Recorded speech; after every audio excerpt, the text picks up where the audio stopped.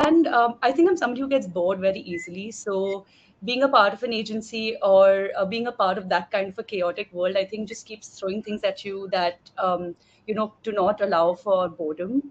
So I think that's honestly the core at a certain level of doing what I do. And also, I think the best way to upskill is on the job, right? So I think even when we were growing up, we probably did not have the facilities or privilege that a lot of us now do. So I think the best way for us, at least my family, to have done better was to earn, थोड़े से पैसे कमाओ और फिर आगे learn करो फिर पैसे कमाओ. So serendipity mixed with accidental entrepreneurship mostly.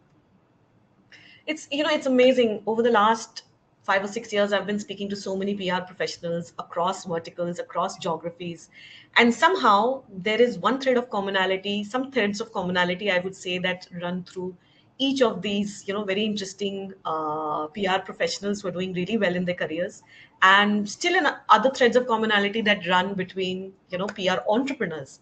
I think it warrants another discussion and another session for us when we will talk about the accidental CEO versus the planned CEO. Right. So with that, let's get into the discussion, get into the subject of discussion today. What is the right time for a brand to issue an RFP? Let's start with that before we get into, more detailed questions. So Nena, I'd like you to address that first. So, as you said, I've been on both sides of the table. I think at Cred, at Ashirwad, and currently where I am, I think it's a there are multiple ways to look at it.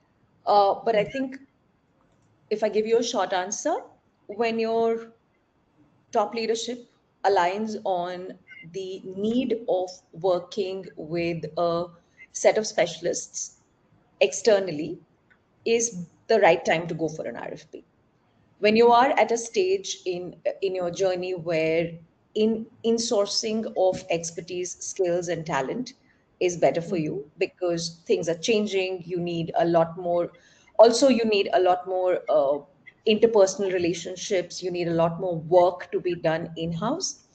It's not in your and also budgetary constraints. It's not in your interest to outsource skills, talent, expertise. But when you are at a stage where you know that the in-house talent needs to be supplemented with external expertise, and your brand is at a stage where you need to either expand in multiple geographies, and you can definitely, as an in-house person, you can't set up operations everywhere, but you also need core skills. For example, if you're going in for an IPO, if you're going in for a major brand overhaul. So if there is a major life moment in the cycle of a brand or an organization, or you're at a stage where you feel that now to scale up, you need external expertise, help, skills, that's when you need to go for an RFP. Short answer to your question. Interesting. So, Akansha, based on your experience, could you help us understand from an agency perspective how and what you would tweak to this answer? When should a brand be sending out an RFP? I think I align largely with what Sunena said. I think big life moments are probably an ideal time. What I could add on perhaps is you have a lot of international brands that enter the country. So I think it's a smart call then to float an RFP because I think that just going by recommendations, I feel is not enough.